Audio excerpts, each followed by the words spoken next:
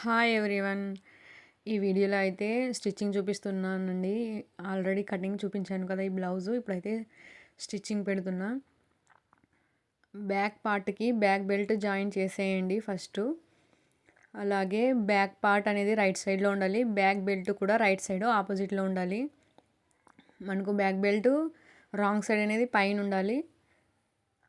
ఎలాంటి కన్ఫ్యూజన్ కాకుండా వీడియోని బాగా గమనించండి.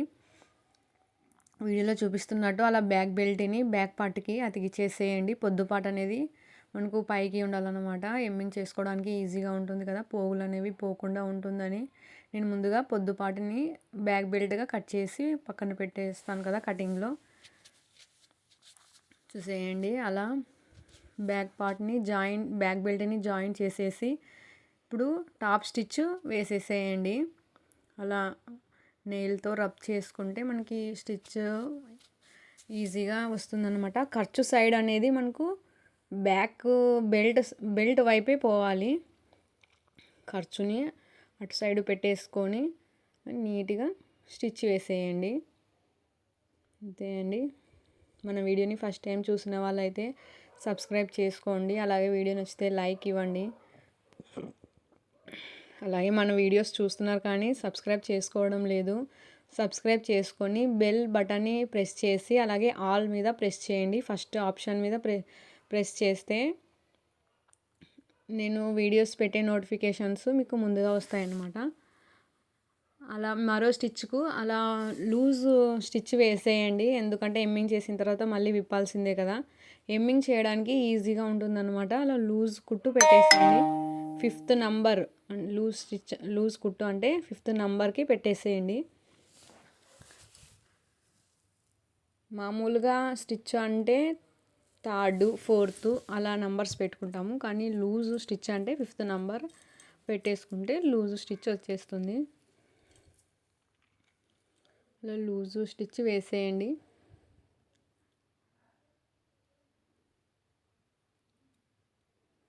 అంతే అండి. అలాగే తర్వాతకి టక్స్ వేసుకుంటే బ్యాక్ పార్ట్ రెడీ అయినట్టే.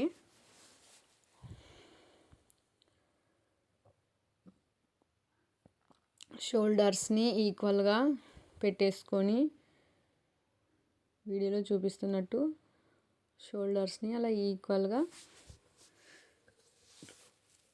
ఈక్వల్గా పెట్టేసి ఆది బ్లౌజ్తో మనము ఎంతైతే కటింగ్లో టక్స్కి ప్లేస్ వదిలామో అంతే ఖర్చు పెట్టుకోండి.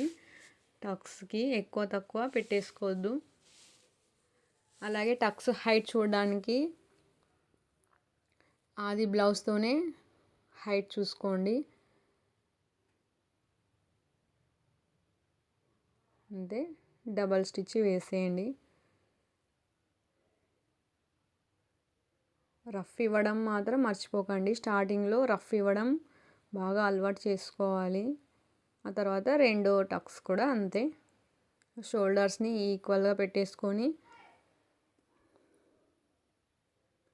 ఫస్ట్ టక్స్ ఎంతైతే వేసామో ఈ సెకండ్ టక్స్ కూడా అంతే ఈక్వల్గా వేసేయండి. బ్యాక్ పార్ట్ రెడీ అయిపోతుంది.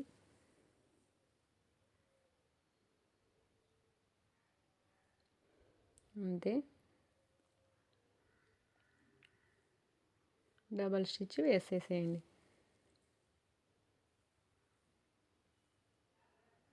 అంతే ఆది బ్లౌజ్కు టక్స్ అనేది లేదనమాట. సింగిల్ స్టిచ్ వేస్తే టక్స్ తొందరగా పోతుంది. అందుకే డబల్ స్టిచ్ వేయాలి అని చెప్తున్నా. డబల్ స్టిచ్ వేస్తే ఎక్కడికి పోదు అది. అంతే బ్యాక్ పార్ట్ అంతే ఇంకా రెడీ అయినట్టే.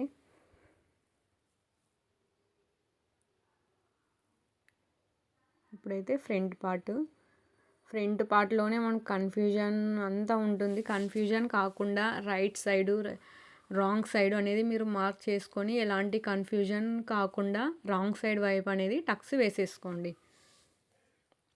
ఇప్పుడైతే మెయిన్ టక్ వేసేసుకోవాలి. మెయిన్ డాట్ వేసుకోవాలి అంటే 3 ఫింగర్స్ కానీ 4 ఫింగర్స్ కానీ లేదంటే ఆది బ్లౌజ్తో వీడియోలో చూపిస్తున్నట్టు ఆది బ్లౌజ్తో చూసేయండి. కాజా పట్టీ ఎంత వరకు అయితే ఉందో కాజా పట్టీ నుంచి మెయిన్ డాట్కు గ్యాపు అంత పెట్టేసుకొని, అలాగే డాట్ కూడా ఎంత వెడల్పు ఉందో అది కూడా ఆది బ్లౌజ్తోనే మార్క్ వేసేసేయండి.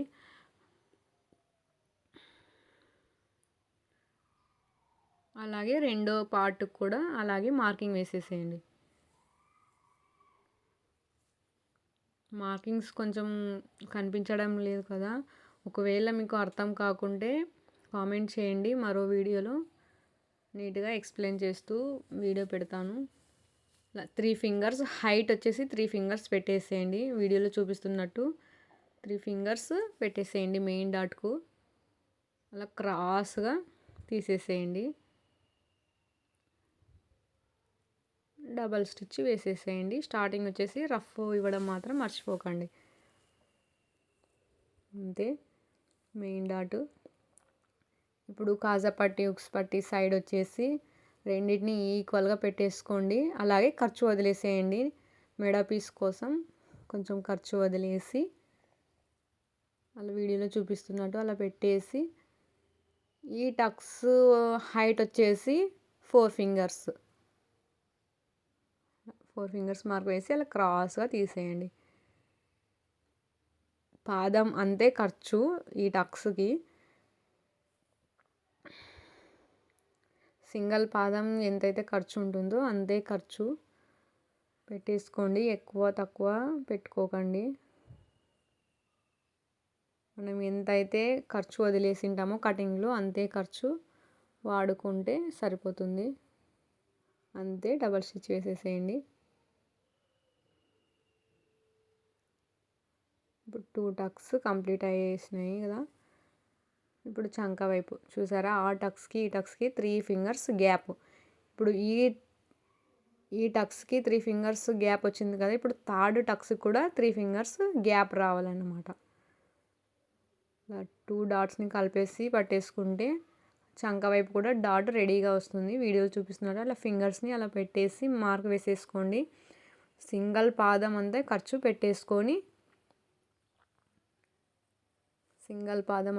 పెట్టేసుకొని అలా క్రాస్గా తీసేసేయండి. సరే షేపు చాలా బాగా వచ్చింది కదా. ఈ టక్స్కి 3 ఫింగర్స్ అయితే ఆ టక్స్కి ఈ టక్స్కి కూడా 3 ఫింగర్స్ గ్యాప్ ఉండాలి. అంతే అండి, చాలా ఈజీగా కదా, ఎలాంటి కన్ఫ్యూజన్ కాకుండా నెమ్మదిగా కానీ నేర్చుకోవచ్చు. చూసుకోండి, నేను సెకండ్ పార్ట్ కూడా అలాగే స్టిచ్ చేశాను. లైక్ కాజా పట్టి ఉక్స్ పట్టి హైట్ చూసుకోండి, ఈక్వల్గా ఉండాలి. ఒకవేళ ఎక్కువ తక్కువ ఉన్నా అడ్జస్ట్ చేసుకోవచ్చు. ఇప్పుడైతే క్రాస్ బెల్ట్ వీడియోలో చూపిస్తున్నట్టు అలా వేసేసేయండి. క్రాస్ బెల్ట్ దగ్గర కూడా చాలా కన్ఫ్యూజన్ ఉంటుంది. వీడియోలో చూపిస్తున్నట్టు అలా మెయిన్ క్లాత్ని అలాగే వేస్ట్ క్లాత్ని అలా వేసేసుకుంటే ఎలాంటి కన్ఫ్యూజన్ ఉండదు.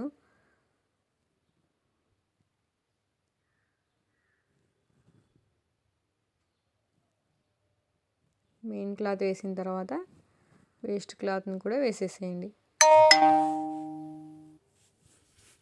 అలా జాయిన్ చేసేసుకోండి. అంతే, ఎలాంటి కన్ఫ్యూజన్ కాకుండా అలా వేసేసుకొని జాయిన్ చేసేసేయండి.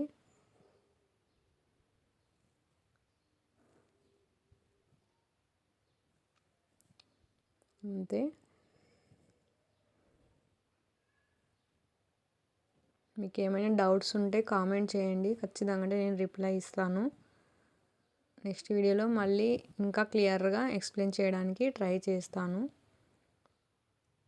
అంతే, తర్వాత రివర్స్ చేసేసుకొని స్టిచ్ వేసేసేయడమే. వీడియోలో చూపిస్తున్నట్టు అలా రివర్స్ వేసుకోండి.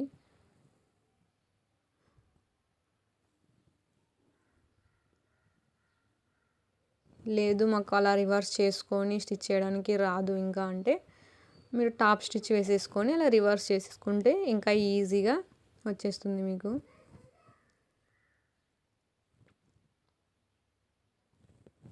మనం బ్యాక్ బెల్ట్ అతికించేటప్పుడు టాప్ స్టిచ్ వేసాము కదా, అలా వేసేసుకుంటే ఈజీగా రివర్స్ చేయొచ్చు.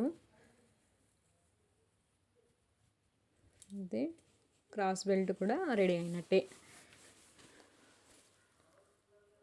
ఇంకా క్రాస్ బెల్ట్ కటింగ్ చేసేసుకుందాం.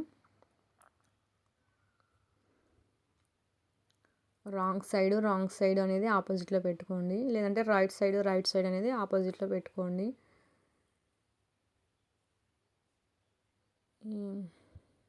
ఇక్కడే చాలా కన్ఫ్యూజన్ ఉంటుంది. ఎలాంటి కన్ఫ్యూజన్ కాకుండా రాంగ్ సైడ్ ఆపోజిట్లో ఉండాలి. మనం ఒకే సైడ్ సేమ్ సైడ్ పెట్టేసుకుంటే అది సేమ్ ఒకే బ్లౌజ్కే వచ్చేస్తుంది అనమాట. అలా రాకూడదు కదా, ఆపోజిట్లో రావాలంటే మనం ఆపోజిట్లోనే పెట్టేసుకోవాలి. అది బ్లౌజ్తో హైట్ వెడల్పు చూస్తున్నా, తర్వాత హైట్ చూసేయండి. అది బ్లౌజ్ కంటే హైట్ ఉంది, మళ్ళీ ఖర్చుకి. ఆ తర్వాత మిడిల్లో కూడా హైట్ చూసేసేయండి, ఖర్చుతో సహా వేసేసుకోండి.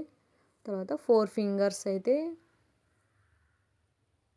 నేను జాయింట్ సైడ్ వస్తుంది కదా, మనం బ్యాక్ పార్టు ఫ్రంట్ పార్టు అలా జాయింట్ సైడ్ ఎంతైతే ఉందో అంతే పెట్టేసుకోండి. అది బ్లౌజ్తో అవసరం లేదు, అంతే కట్ చేసుకోవడమే.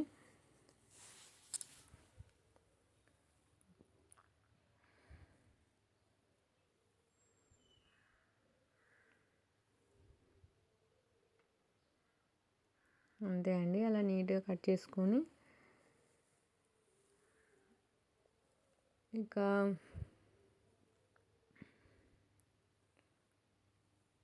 ఫ్రంట్ పార్ట్స్కు జాయిన్ చేసేసుకోవడమే. ఏ దానికి అది అలా పెట్టేసుకోండి,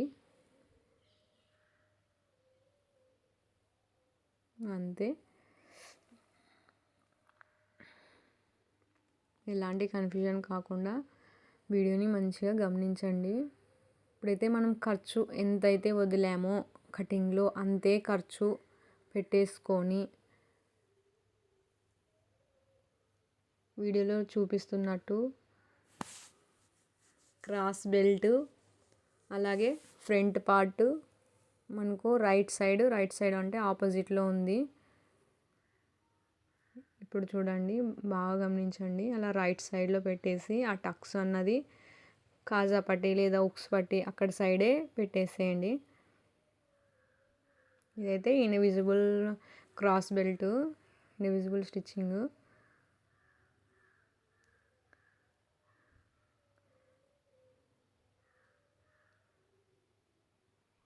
మళ్ళీ డబల్ స్టిచ్ వేసేసేయండి.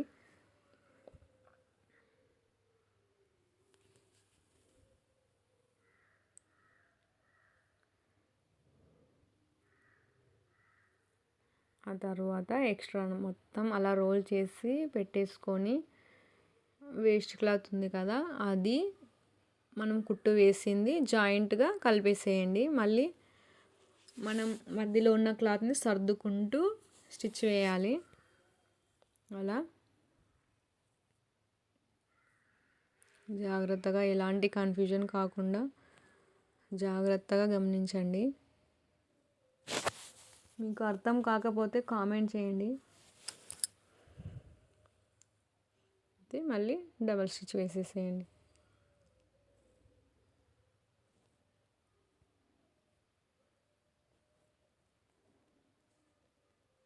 అంతే. ఇప్పుడు ఎక్స్ట్రా క్లాత్ మొత్తం పైకి లాగేసుకుంటే ఇన్విజిబుల్ క్రాస్ బెల్ట్ రెడీ అయినట్టే.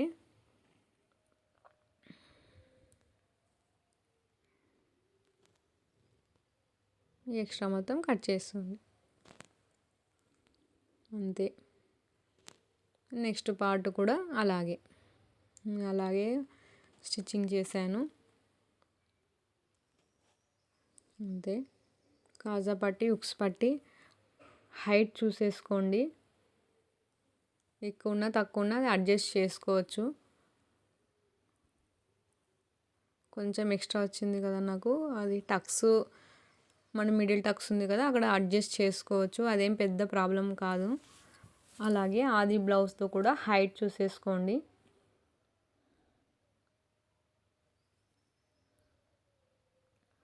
అది బ్లౌజ్తో కూడా హైట్ చూసేసుకోండి. అలా కొంచెం ఎక్స్ట్రా ఉండాలి, ఎందుకంటే మెడ పీస్ అతికించాలి కదా, కొంచెం ఎక్స్ట్రా ఉండాలి. కరెక్ట్గా వచ్చింది నాకు.